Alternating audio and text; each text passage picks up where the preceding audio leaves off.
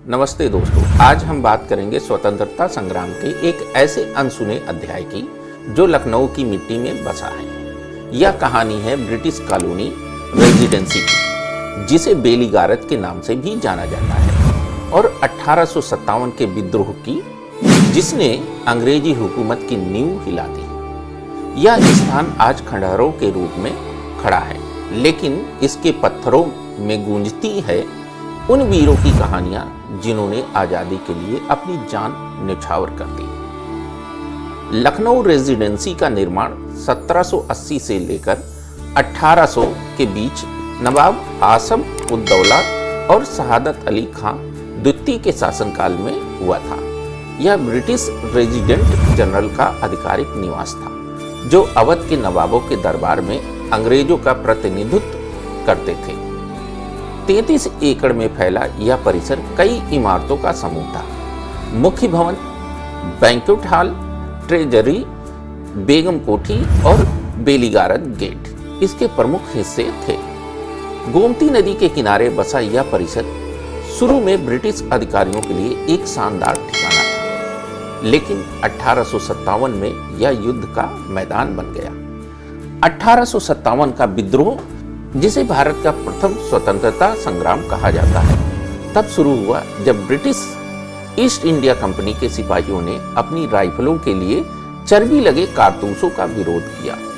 यह कारतूस गाय और सुअर की चर्बी से बने थे, जो हिंदू और मुस्लिम सिपाहियों की धार्मिक भावनाओं के खिलाफ था।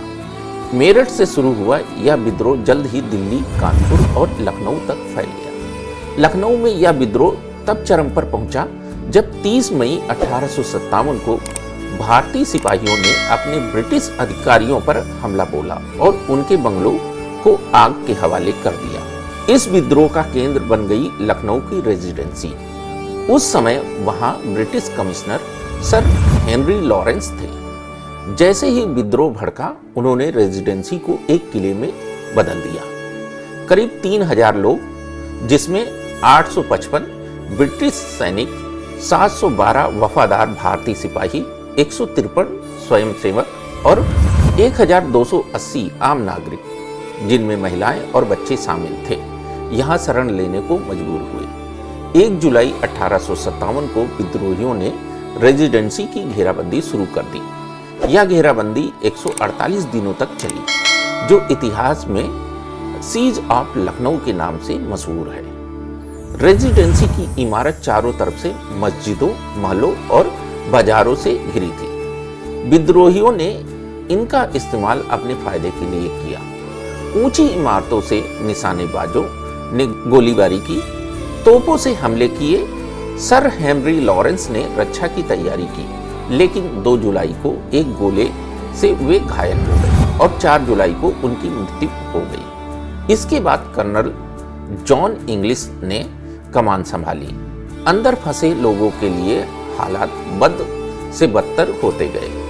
भोजन और पानी की कमी, बीमारियां और लगातार हमले, यह सब उनके सामने हो रहा था। फिर भी उन्होंने हिम्मत नहीं हारी। विद्रोहियों का नेतृत्व बेगम हजरत महल ने किया, जो अवध के नवाब वाजिद अली शाह की पत्नी थी। नवाब को अंग्रेजों ने निर्वासित कर दिया था और बेगम ने अपने बेटे ब्रिजिस कादर को नवाब घोषित कर विद्रोह की कमान संभाली। उनकी सेना में हजारों सिपाही और आम लोग शामिल थे।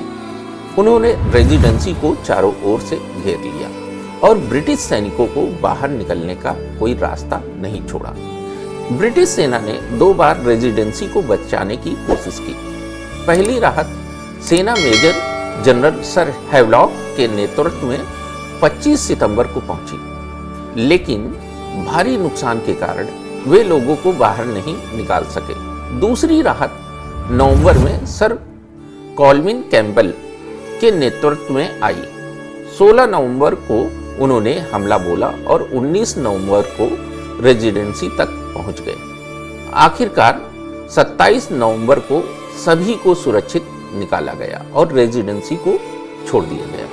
इस घेराबंदी में ब्रिटिश पक्ष के करीब 2500 लोग मारे गए, जबकि विद्रोहियों के नुकसान का सही आंकड़ा अज्ञात है। मार्च 1858 में कैम्पबेल ने लखनऊ पर फिर कब्जा किया, लेकिन तब तक विद्रोहियों ने अंग्रेजों को सबक सिखा दिया था। इसके बाद ईस्ट इंडिया कंपनी का शासन खत्म हुआ और भारत सीधे ब्रिटिश ताज के अधीन आ गया। आज रेजिडेंसी के खंडहर हमें उस संघर्ष की याद दिलाते हैं। यहाँ की दीवारों पर गोले और गोलियों के निशान अब भी मौजूद हैं। 1857 मेमोरियल म्यूजियम हमें उस दौर की तस्वीरें, हथियार और कहानियां दिखाता है। यह स्थान सिर्फ एक इमारत नहीं, बल्कि स्वतंत्रता के लिए दी गई कुर्बानियों का प्रतीक है।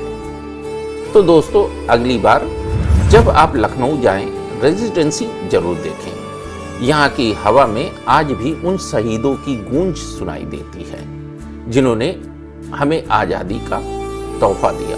आज की वीडियो में बस इतना ही। ऐसे और वीडियो देखने के लिए हमारे चैनल को लाइक करें, सब्सक्राइब करें। जय हिंद।